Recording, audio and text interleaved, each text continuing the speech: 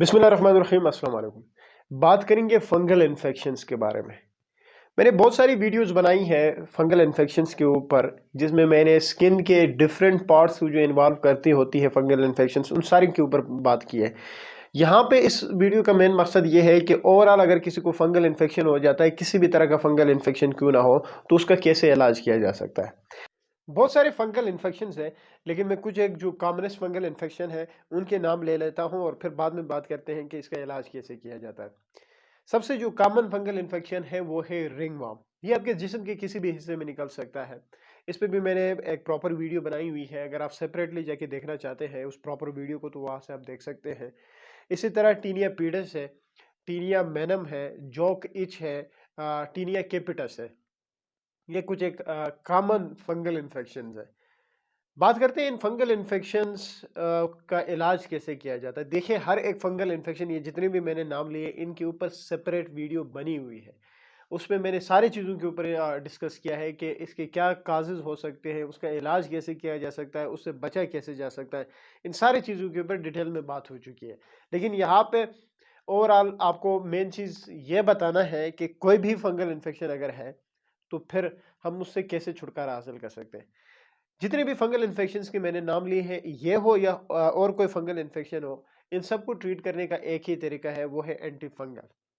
आप कोई भी एंटी फंगल क्रीम इस्तेमाल कर सकते हैं। जैसे अगर हम बात करें तो क्लोट्रामाजोल है, जो कि हाइड्रोजोल के नाम से आती है, ब्रांड नाम की मैं बात कर रहा हूँ। हाइड्रोजोल में क्या होता है कि हाइड्रोकार्टिसोन होता है और क्लोट्रामाजोल होता है, वो आप इस्तेमाल कर सकते हैं। दिन में 2 दफ़ा आपने इस्तेमाल करनी होती है फंगल इन्फेक्शंस में। इसी तरह जो है वो मैकोनाज़ोल नाम की क्रीमें आती हैं, मार्कोजेन बी के नाम से आती है। इसमें मैकोनाज़ोल, बीटा-मिथासोन और मायसिन जो है, ये 3 चीज़ों की कॉम्बिनेशन होती है, वो आप इस्तेमाल कर सकते हो। फ्लूकोनाज़ोल की क्रीमें आती हैं, वो आप इस्तेमाल कर सकते हो। टर्बिनाफेन की क्रीमें आती है जो कि टर्बिसिल के नाम से आती है, वो आप इन फंगल इन्फेक्शंस में इस्तेमाल कर सकते हो। तो कहने का मकसद ये है कि आप कोई भी एंटी फंगल क्रीम जो है इन फंगल इन्फेक्शंस को ट्रीट करने के लिए इस्तेमाल कर सकते हो।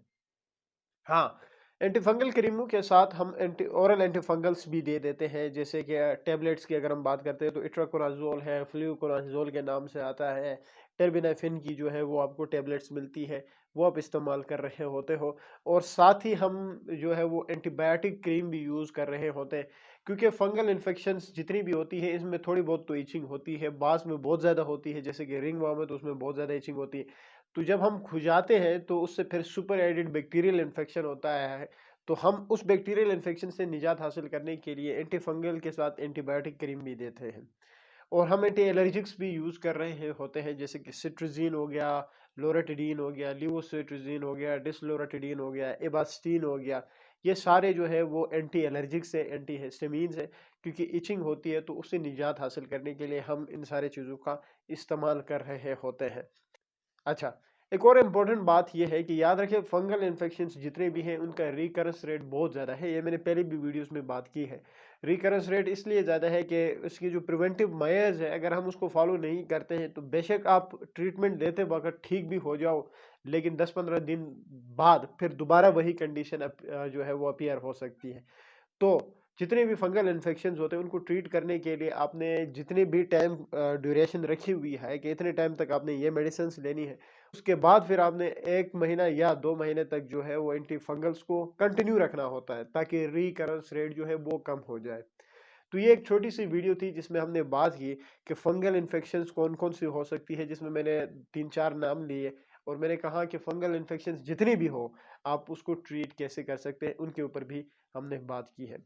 तो उम्मीद है ये वीडियो भी आप लोगों को अच्छी लगेगी। Thank you.